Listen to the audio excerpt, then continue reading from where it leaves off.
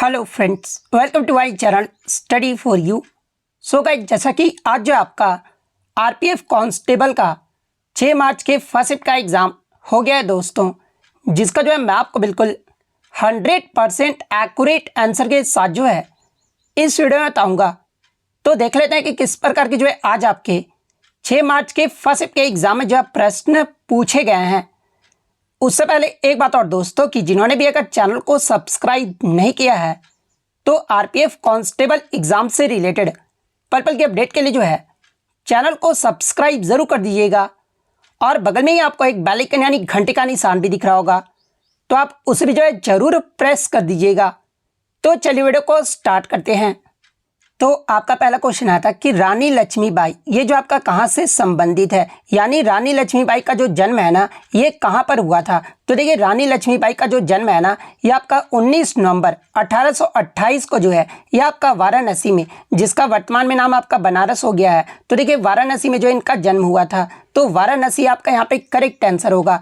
इसके अलावा मैं आपको बता दूं कि इनके बचपन का जो नाम था ना ये आपका मणिकर्णिका था। और एग्जाम में यहाँ से एक प्रश्न पूछा जाता है कि रानी लक्ष्मीबाई का जो समाधि स्थल है ना ये कहाँ पर स्थित है। तो देखिए, रानी लक्ष्मीबाई की जो समाधि स्थल है ना ये ग्वालियर के फूलबाग में स्थित है। तो ये पॉइंट भी आप ध्यान में रखिएगा। और किनके द्वारा जो इसे छबीली जो वो कहा गया था, तो देखिए मैं आपको बता दूं कि रानी लक्ष्मीबाई को जो है ना ये आपके पेशवा के द्वारा जो है इन्हें छबीली जो वो कहा गया था। और छबीली का जो मतलब होता है ना ये आपका चंचल होता है।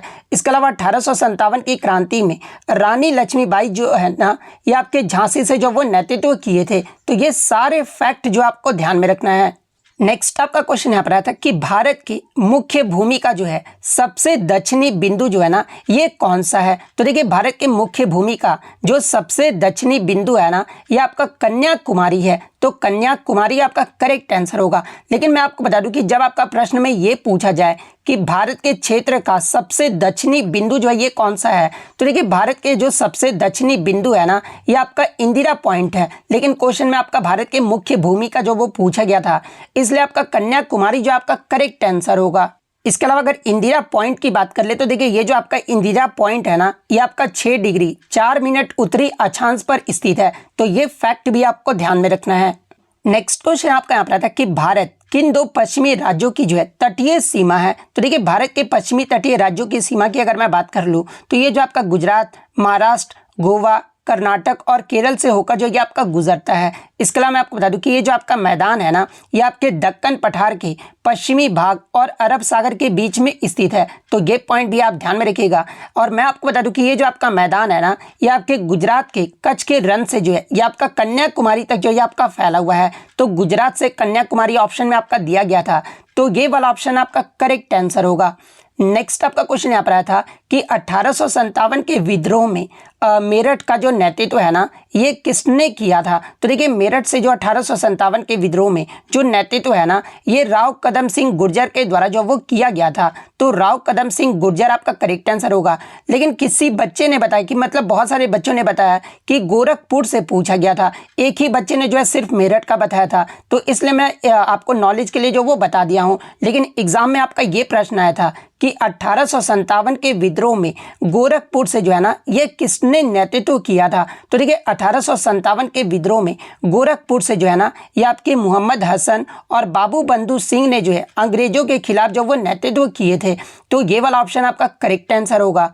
नेक्स्ट आपका क्वेश्चन यहाँ पर आया था कि who was the finance ministers in Akbar's court, यानी अकबर का लोकप्रिय राजस्व मंत्री जो है ये कौन रहा था। तो देखिए, मैं आपको बता दूं कि अकबर का जो लोकप्रिय जो आपका वित्त मंत्री है ना ये आपका टोडरमल रहा था। तो टोडरमल आपका करेक्ट आंसर होगा। और ये जो आपका अकबर के दरबार के 9 रत्नों में से जो ये आपका एक रहा था। इसके अलावा मैं आपको बता दूं कि टोडरमल के द्वारा ही जो है राजस्व की एक नई प्रणाली भी जो ये आपका शुरू किया गया था, जिसे आपका जब्त के नाम से जो वो जाना जाता था।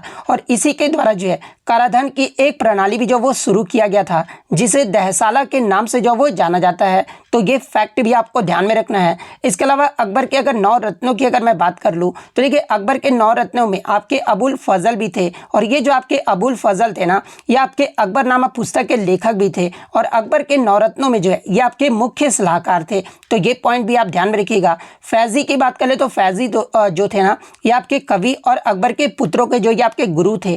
तानसेन की बात बात कर ले तो ये आपके प्रसिद्ध गायक और संस्कृति मंत्री थे। बीरबल की बात कर ले तो ये आपके विदेश मंत्री और अपनी बुद्धि के लिए जो ये आपके जो वो जाने जाते थे।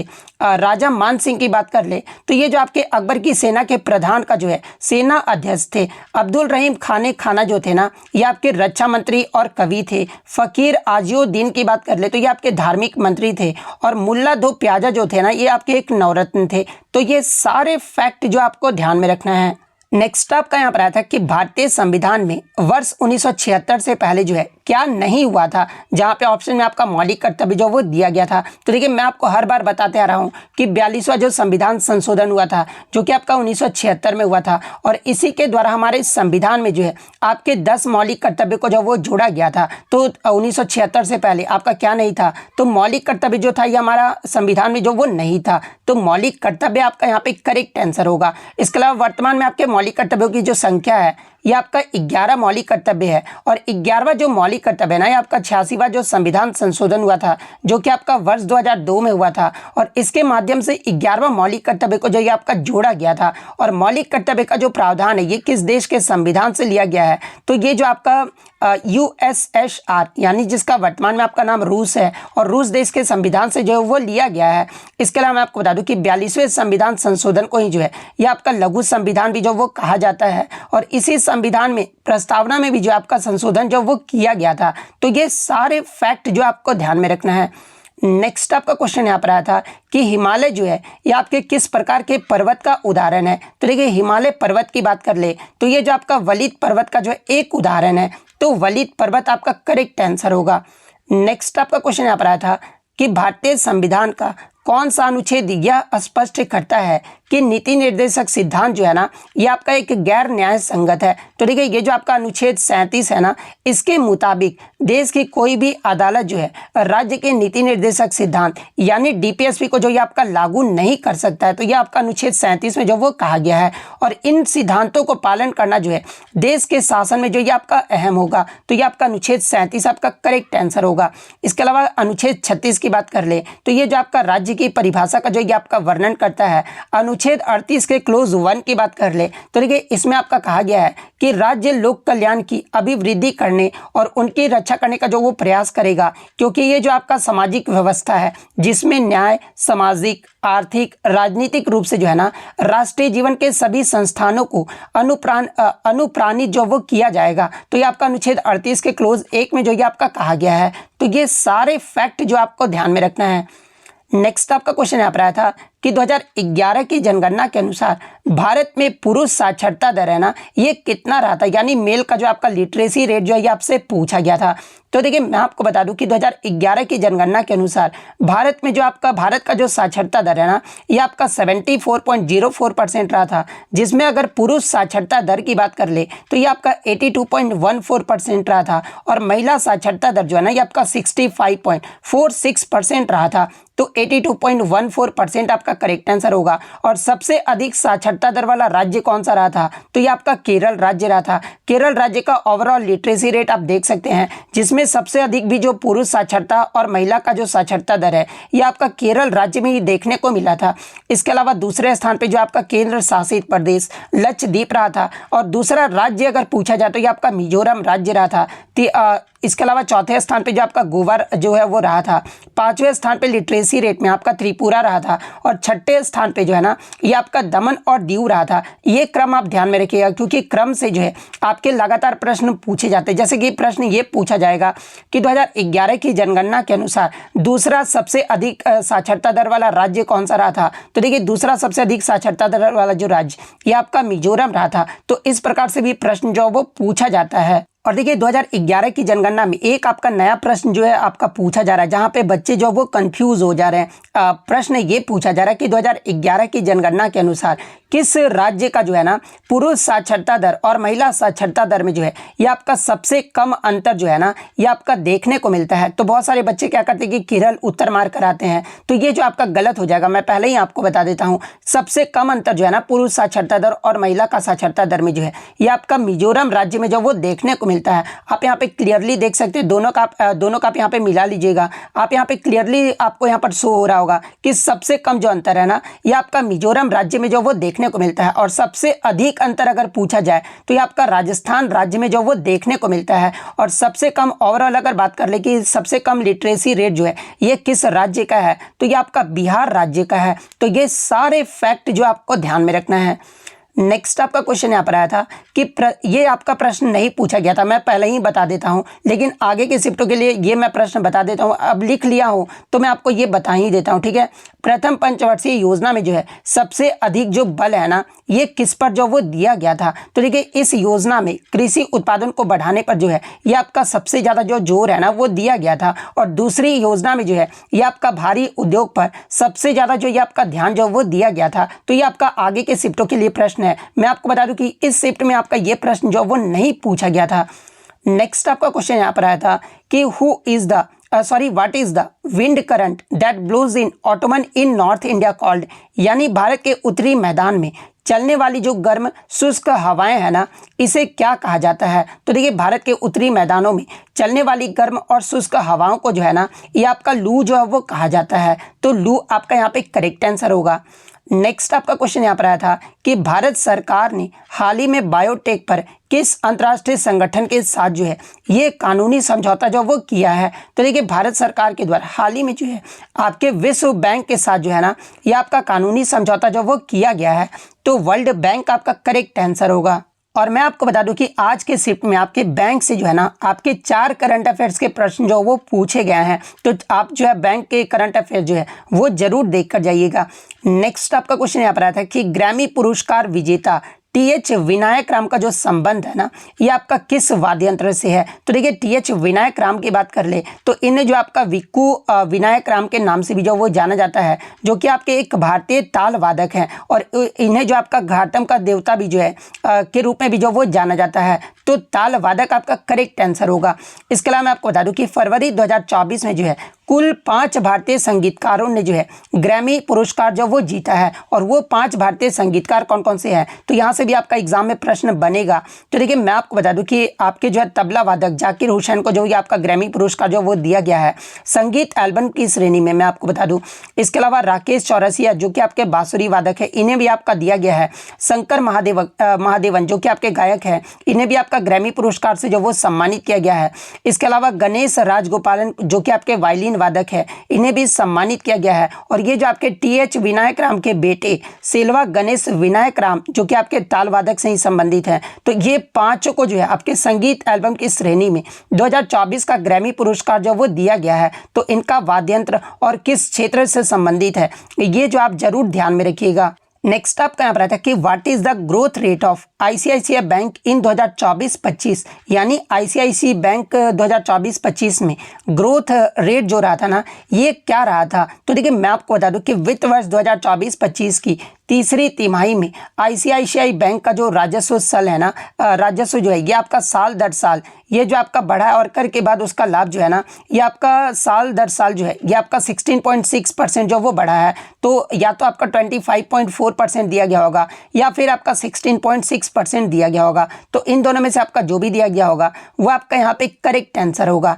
नेक्स्ट आपका क्वेश्चन यहाँ पर आया था कि ये प्रश्न इस प्रकार से पूछा गया था, खुआंग त्योहार में जो है किस वाद्यंत्र का प्रयोग जो वो किया जाता है। तो देखिए मैं आपको बता दूं कि खुआंग त्योहार में जो है ना ये आपका गोगोना नाम के बांस के वाद्यंत्र का इस्तेमाल जो वो किया जाता है। तो गोगोना आपका यहाँ पे करेक्ट आंसर होगा। लेकिन आगे की शिफ्ट में अगर आपसे ये प्रश्न पूछा जाए कि खुआंग जो है ना भारत के किस राज्य का जो है एक पारंपरिक संगीत वाद्य यंत्र है, तो ये जो आपका मिजोरम राज्य का जो है एक पारंपरिक संगीत वाद्य यंत्र है। तो ये फैक्ट भी आपको ध्यान में रखना है। नेक्स्ट क्वेश्चन आपका यहाँ पर था कि इमली में जो है कौन सा अम्ल पाया जाता है, यानी which acid is found in tamarind. तो देखिए इमली में जो है ना ये आपका टार्टरिक एसिड जो ये आपका पाया जाता है। तो टार्टरिक अम्ल आपका करेक्ट आंसर होगा। इसके अलावा अगर अन्य अम्ल और उनके स्रोत की बात कर ले तो देखिए संतरा में जो ये आपका साइट्रिक अम्ल जो ये पाया जाता है, सेब में आपका मैलिक अम्ल पाया जाता है, सिरके यानी विनेगर की बात कर ले तो इसमें आपका एसिडिक एसिड पाया जाता है, दूध में आपका लैक्टिक एसिड पाया जाता है और चींटी के डंक में जो है ये आपका मेथेनोइक एसिड जो ये आपका पाया जाता है। तो ये सारे फैक्ट जो आपको ध्यान में रखना है। नेक्स्ट क्वेश्चन आपका रहा था कि 32वां अंतर्राष्ट्रीय कृषि अर्थशास्त्री जो सम्मेलन है ना, ये आपका 2024 में ये जो है कहाँ पर आयोजित किया गया था। तो देखिए मैं आपको बता दूं कि 32वां अंतर्राष्ट्रीय कृषि अर्थशास्त्री सम्मेलन यानी ICAE 2024 जो है ना, ये आपका 2 से 7 अगस्त 2024 तक जो है ये आपका नई दिल्ली में आयोजित किया गया था। और इस सम्मेलन का जो विषय रहा था ना, ये आपके स्थायी कृषि खाद्य प्रणाली की ओर जो है ये आपका परिवर्तन रहा था। तो नई दिल्ली आपका यहाँ पे करेक्ट आंसर होगा।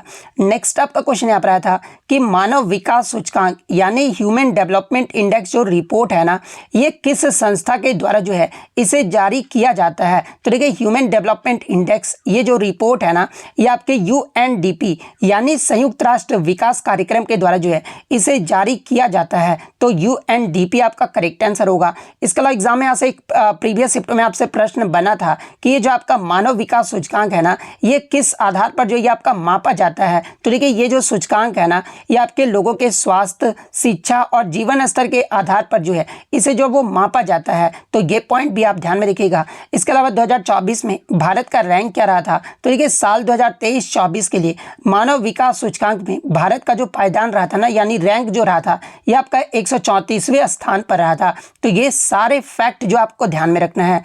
नेक्स्ट आपका क्वेश्चन यहाँ पर आया था कि राज्य आपातकाल भारतीय संविधान के किस अनुच्छेद के अंतर्गत जो ये आपका लगाया जाता है। तो देखिए भारतीय संविधान के अनुच्छेद 356 के तहत जो है राज्य आपातकाल की घोषणा जो ये किया जाता है। और ये आपातकाल तब आपका लागू किया जाता है जब किसी राज्य में संवैधानिक तंत्र में जो आपका व्यवधान आता है, तब जो ये आपका राज्य आपातकाल जो है ये आपका अनुच्छेद 356 के तहत जो ये लगाया जाता है। तो अनुच्छेद 356 आपका करेक्ट आंसर होगा। इसके अलावा मैं आपको बता दूं कि भारत में आपके 3 प्रकार के आपातकाल का जो प्रावधान है ना, वो किया गया है। जैसे कि अनुच्छेद 352 के तहत जो है ये आपका राष्ट्रीय आपातकाल जो ये आपका लगाया जाता है। अनुच्छेद 356 तो मैंने आपको बता दिया है। अनुच्छेद 360 के अंतर्गत जो है ना, ये आपका वित्तीय आपातकाल जो वो लगाया जाता है। तो ये सारे फैक्ट जो आपको ध्यान में रखना है। नेक्स्ट आपका क्वेश्चन यहाँ पर आया था कि गोवा के गवर्नर PS श्रीधरन पिल्लई ने जो है हाल ही में कौन सी पुस्तक जो वो लिखी है। तो देखिए मैं आपको बता दूं कि गोवा के गवर्नर PS श्रीधरन पिल्लई के द्वारा जो है हाल ही में आपके 3 पुस्तक जो वो लिखा गया है। तो देखिए ये जो आपके 3 पुस्तक है ना, एक तो आपका हेरिटेज ट्रीज ऑफ गोवा है, सेकंड आपका वेन पैरेलल लाइंस मीट है, और थर्ड आपका एंते प्रिय कविता काल है। तो इनमें से आपका जो भी ऑप्शन में दिया गया होगा वो आपका यहाँ पे करेक्ट आंसर होगा।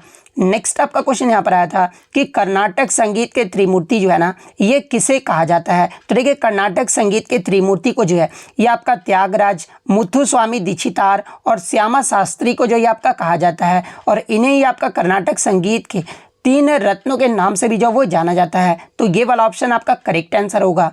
नेक्स्ट आपका क्वेश्चन यहाँ पर आया था कि हरित क्रांति में कौन सी फसल जो है ना, ये सबसे ज़्यादा जो ये आपका बोया गया था। तो देखिए हरित क्रांति में जो सबसे ज़्यादा जो फसल है ना, ये आपका गेहूं जो ये आपका सबसे ज़्यादा जो वो बोया गया था। और इस कारण हरित क्रांति के कारण गेहूं के उत्पादन में जो है ना, ये आपका सबसे ज़्यादा वृद्धि जो है ये देखने को मिला था। तो गेहूँ आपका यहाँ पे करेक्ट आंसर होगा।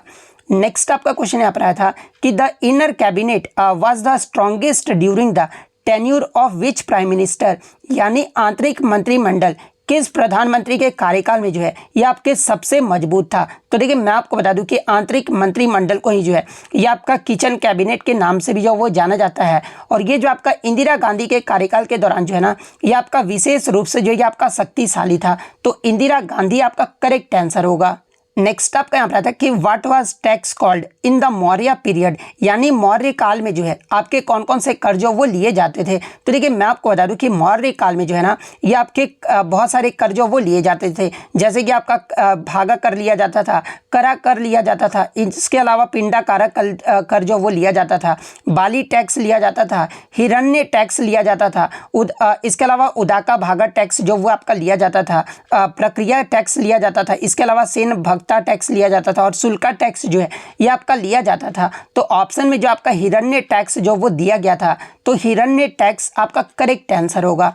नेक्स्ट आपका क्वेश्चन यहाँ पर आया था कि what was the theme of the literacy day 2024, यानी अंतर्राष्ट्रीय साक्षरता दिवस 2024 का जो थीम है ना ये क्या रहा था। तो देखिए अंतर्राष्ट्रीय साक्षरता दिवस 2024 का जो थीम है ना ये आपके बहुभाषी शिक्षा को बढ़ावा देना, इसके अलावा आपसी समझ और शांति के लिए साक्षरता प्रदान करना, ये जो आपका 2024 का जो ये थीम रहा था। तो ये वाला ऑप्शन आपका करेक्ट आंसर होगा। इसके अलावा मैं आपको बता दूं कि अंतर्राष्ट्रीय साक्षरता दिवस जो है ये आपका प्रत्येक वर्ष 8 सितंबर को जो ये आपका मनाया जाता है। तो ये फैक्ट भी आप ध्यान में रखिएगा। नेक्स्ट आपका क्वेश्चन यहाँ पर आया था कि स्नेल का जो नियम है ना ये आपका किससे संबंधित है। तो देखिए स्नेल का नियम की बात कर ले तो ये जो आपके प्रकाशिकी में प्रकाश के अपवर्तन से जो ये आपका जुड़ा हुआ है, और ये जो आपका नियम बताता है ना कि दो अलग अलग माध्यमों के बीच प्रकाश की किरण के पथ और अपवर्तन कोण के बीच का जो संबंध है ना ये कैसा होता है, ये जो आपका स्नेल का नियम जो वो बताता है। तो ऑप्शन में आपका अपवर्तन जो वो दिया गया था, तो अपवर्तन आपका करेक्ट आंसर होगा।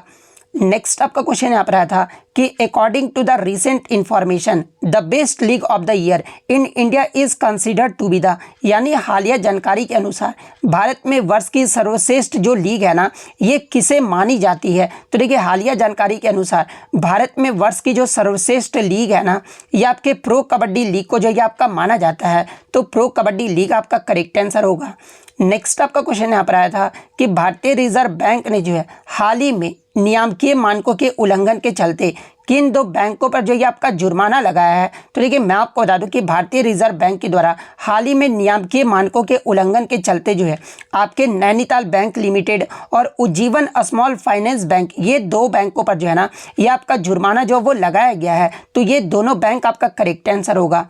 नेक्स्ट आपका क्वेश्चन यहाँ पर आया था कि एक्सिस बैंक और मास्टर कार्ड ने मिलकर कौन सा क्रेडिट कार्ड जो है ना ये हाल ही में जो वो लॉन्च किया है। तो देखिए एक्सिस बैंक और मास्टर कार्ड के द्वारा जो है हाल ही में आपका माई बीज क्रेडिट कार्ड जो है ना ये आपका लॉन्च किया गया है। और ये जो कार्ड है ना ये आपके छोटे और मध्यम आकार के कारोबारियों के लिए जो ये आपका लॉन्च किया गया है। तो माई बीज क्रेडिट कार्ड आपका करेक्ट आंसर होगा। या फिर प्रश्न इस प्रकार से पूछा गया होगा कि एक्सिस बैंक और किस बैंक ने मिलकर जो है आपका माई बीज जो क्रेडिट कार्ड है ना वो लॉन्च किया है। तो ऑप्शन में फिर आपका मास्टर कार्ड जो वो दिया गया होगा। तो इन दोनों में से आपका जो भी दिया होगा मैंने आपको यहाँ पर बता दिया है। एक क्वेश्चन आपका यहाँ पर आया था कि भारत में हरित क्रांति के जो है आपके नकारात्मक प्रभाव जो वो पूछा गया था। तो देखिए भारत में हरित क्रांति के कई सारे आपके नकारात्मक प्रभाव देखने को मिले थे, जैसे कि मिट्टी की उर्वरता में आपका कमी देखने को मिला था। इसके अलावा भूजल संसाधनों में भी आपका कमी देखने को मिला था। इसके अलावा स्वास्थ्य समस्याएं भी जो वो देखने को मिला था। तो इनमें से आपका जो भी ऑप्शन में दिया गया होगा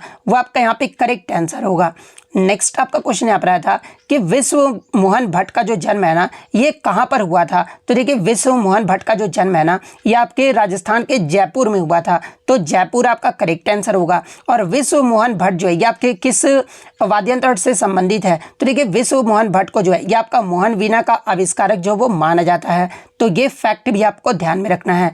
नेक्स्ट आपका क्वेश्चन यहाँ पर आया था कि इनमें से कौन जो है समांगी मिश्रण का उदाहरण है। देखिए समांगी मिश्रण को इंग्लिश में जो है ना ये आपका होमोजीनियस मिक्सचर जो वो कहा जाता है। तो इंग्लिश वालों को भी प्रॉब्लम नहीं होगा, होमोजीनियस मिक्सचर को ही जो है ये आपका समांगी मिश्रण जो वो कहा जाता है। और समांगी मिश्रण के अगर उदाहरण की बात कर ले तो देखिए चीनी का घोल, नमक का घोल, समुद्री जल, शराब और पानी का मिश्रण, इसके अलावा पेट्रोल और तेल का मिश्रण, सोडा वाटर, वायु, सिरका, छनी हुई चाय, खारे पानी का मिश्रण, कॉपर सल्फेट का घोल, ये सभी जो होते हैं ना ये आपके समांगी मिश्रण के उदाहरण होते हैं। तो इनमें से आपका जो भी ऑप्शन में दिया गया होगा वो आपका यहाँ पे करेक्ट आंसर होगा। नेक्स्ट आपका क्वेश्चन यहाँ पर आया था कि राष्ट्रीय ग्रामीण आजीविका मिशन यानी NRLM की जो शुरुआत है ना ये किस वर्ष में किया गया था। तो देखिए राष्ट्रीय ग्रामीण आजीविका मिशन की जो शुरुआत है ना ये आपका वर्ष 2010 में किया गया था, जो कि आपका एक केंद्रीय प्रायोजित योजना है। और इसका जो मकसद है ना ये ग्रामीण गरीबी को जो है वो खत्म करना है। तो वर्ष 2010 आपका करेक्ट आंसर होगा। नेक्स्ट आपका क्वेश्चन यहाँ पर आया था कि सर्दियों में वर्षा जो है ये किस कारण से होती है। तो देखिए सर्दियों में जो बारिश होने का मुख्य कारण है ना ये आपका पश्चिमी विक्षोभ के कारण होता है। और ये जो आपका भूमध्य सागर से आने वाली हवाओं की वजह से होता है। और इन हवाओं की वजह से ही जो है वायुमंडल में दबाव बनता है और इससे ही जो आपका वो बारिश होती है। तो पश्चिमी विक्षोभ आपका करेक्ट आंसर होगा। नेक्स्ट आपका क्वेश्चन यहाँ पर आता है कि भारत सरकार के अनुसार भारतमाला परियोजना की जो कुल लंबाई है ना, ये कितने किलोमीटर है। तो देखिए भारतमाला परियोजना की जो कुल लंबाई है ना, ये आपका 34,800 किलोमीटर है। तो 34,800 आपका करेक्ट आंसर होगा। नेक्स्ट आपका क्वेश्चन यहाँ पर आया था कि हरित क्रांति को जो है हरित क्रांति जो है ना, ये किस क्रांति से संबंधित है। तो देखिए हरित क्रांति को ही जो है ये आपका तीसरी कृषि क्रांति भी जो वो कहा जाता है। तो तीसरी कृषि क्रांति आपका करेक्ट आंसर होगा। नेक्स्ट आपका क्वेश्चन यहाँ पर आया था कि जो आपका ये मौर्य काल में लिया जाने वाला कर क्या कहलाता था। तो आपका ऑप्शन में हिरण्य जो वो दिया गया था, तो हिरण्य आपका करेक्ट आंसर होगा। नेक्स्ट आपका क्वेश्चन यहाँ पर आया था कि क्विंटल जो है ना, ये क्या मापता है। तो देखिए क्विंटल जो है ना, ये आपका भार को जो वो मापता है। तो भार आपका यहाँ पे करेक्ट आंसर होगा। नेक्स्ट आपका क्वेश्चन यहाँ पर आया था कि पोडू जो खेती है ना, ये किस राज्य की जो है स्थानांतरण जो है वो कृषि है, यानी झूम कृषि है। तो देखिए ये जो आपका पोडू खेती है ना, ये आपके आंध्र प्रदेश के पहाड़ी इलाकों में जो ये आपका सबसे ज़्यादा प्रचलित है। तो आंध्र प्रदेश आपका करेक्ट आंसर होगा।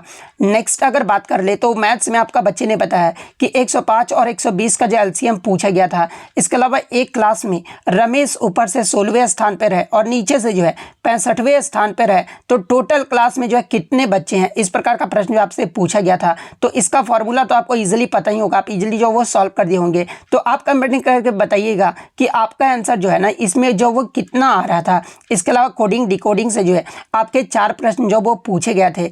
ब्लड रिलेशन से आपके 3 क्वेश्चन पूछे गए थे। सर्कल में आपके सिटिंग के जो है आपके 4 क्वेश्चन पूछे गए थे। डायरेक्शन से जो आपके 3 प्रश्न जो वो देखने को मिला था। इसके अलावा बोर्ड मास से भी जो आपके क्वेश्चन जो वो देखने को मिले थे। तो इतने क्वेश्चन जो है आज मुझे बच्चों के द्वारा मिले थे, जो कि आपके 100% रियल और ऑथेंटिक हैं।